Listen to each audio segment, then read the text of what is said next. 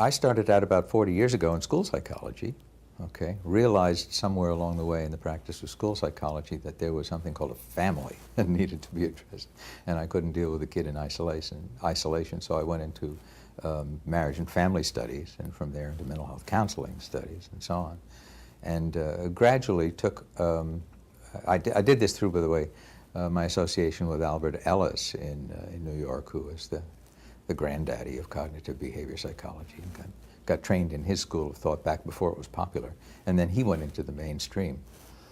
I was in Pennsylvania at the time, and I learned through his grapevine that there were some people here in Florida who wanted to open a branch of the Institute, and they were looking for someone to come down from New York and do that, so I leapt at it.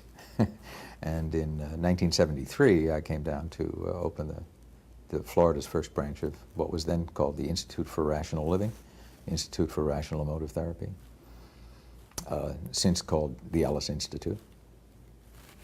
And about 10 years later, came across trauma, and it turned me around, big time. I have been for many years a kind of a continuing education addict.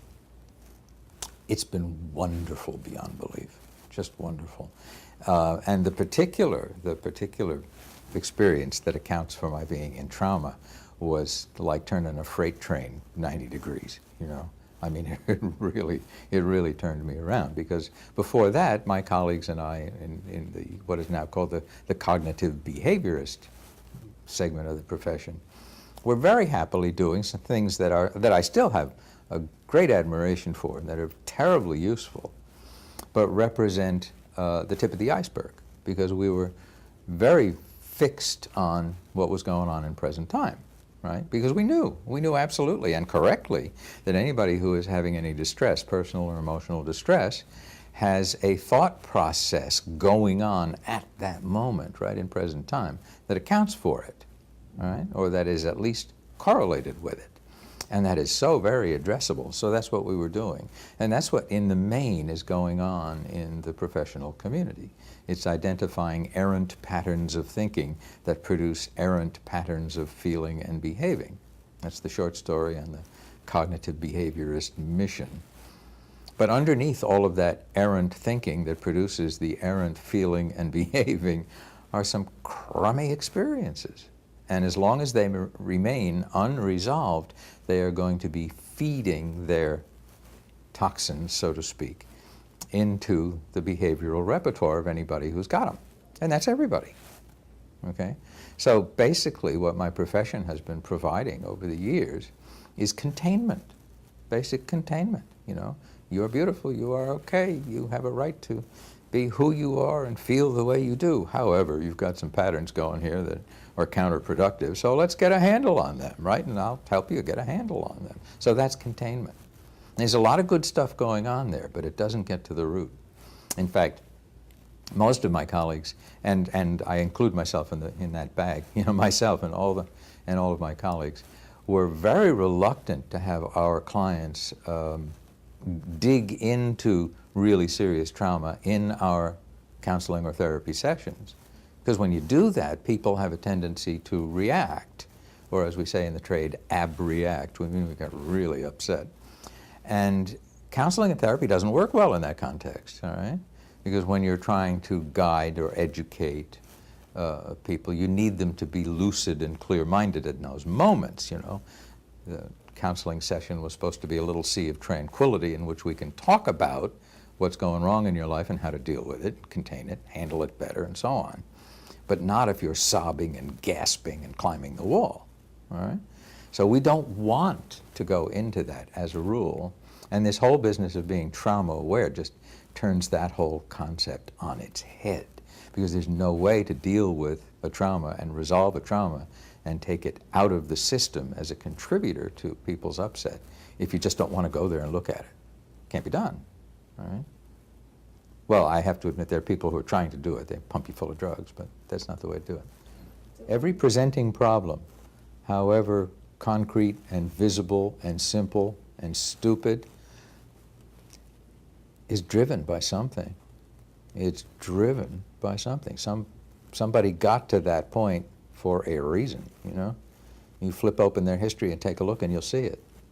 And if you don't do anything about it, you will be handling that current event over and over and over and over, trying to get them to contain it, brute force it out of the way. It doesn't work well, never has. One of the things that we turn up in the helping professions routinely is problems that are born of remedies, right? The whole addiction thing, drugs, alcohol, and so on. They're not the problem, they never were. Those were the remedies gone wrong, okay? But the drug and alcohol rehab community pretty much focuses on getting people off of their substance. An absolutely good and worthy thing to do, because those things will kill you. So we have to get people off of them. But if that's pretty much all you do, and you don't find what's driving their use, that's why they relapse, okay? So you start wherever they start. You know, if you want to call alcohol the problem, go ahead. But you better realize that that's really just a symptom of something underneath, okay?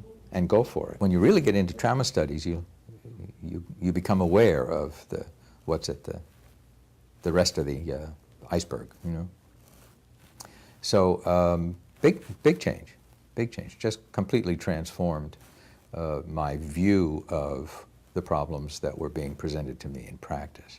And I began to take them on, starting with whatever the client was presenting, of course, and finding the trauma at the root of them and resolving those.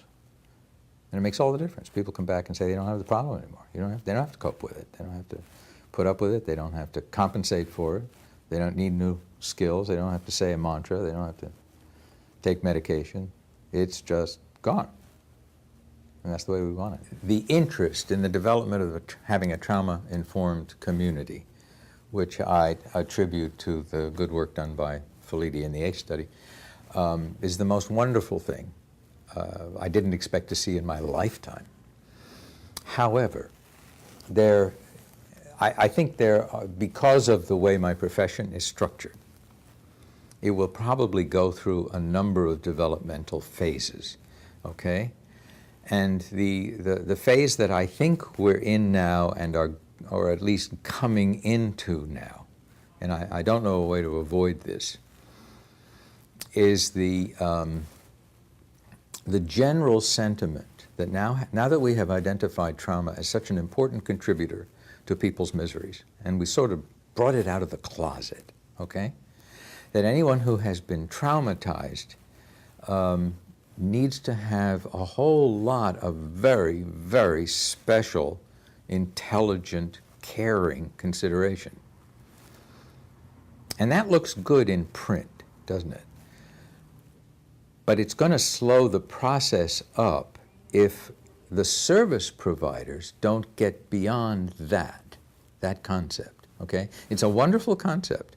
Certainly anybody who has been abused through a war, raped, in a train wreck, whatever, really deserves to be understood as having been injured, even if there was no physical injury, all right? Even if it was all just purely emotional, psychological horror, okay? They deserve to be understood. They deserve to be cared for. But they also deserve to know that there's a way to get beyond that, okay? And that trauma-informed care mustn't be allowed to become a kind of enabling someone to have a trauma-afflicted life thereafter and forevermore. And you're beginning to see that, okay? You're beginning to see the transformation from intolerance or simple misunderstanding of what it is to be traumatized, okay, to a kind of what you might also actually call enabling in some cases, wherein the traumatized person is understood now or encouraged to take the position of, hey, you have to recognize how I am because of the experience I've been through, and that's the way I am now, okay? So, you know, get on the ball, exercise your capacity for trauma-informed caring, and take care of my environment for me, for God's sake. All right? Now, this is somewhat parallel to putting in ramps for people who are in wheelchairs. And we gladly do that. If we're smart, we'll gladly do that. And we have doors that open automatically. And we have Braille on signs on the wall, okay? But we have those accommodations for people whose afflictions are truly incurable. And we ought to. And that's the danger. That this will become, in some circles or for some little while, it will become a very caring service to people who are treated as if they were incurable. Well, there is the next step. We just have to move people into it without a whole lot of delay so that we don't create the culture in which someone who has been traumatized takes on the identity, which is the current reality. The current reality is, this is what happened to me. You cannot change that. Can't change the past, can't change history. So therefore, the way I am is the way I am. And you have to respect that, okay? And that's what makes long-term curable cases into long-term incurable cases, because they're not seeing it. They're not taking the next step.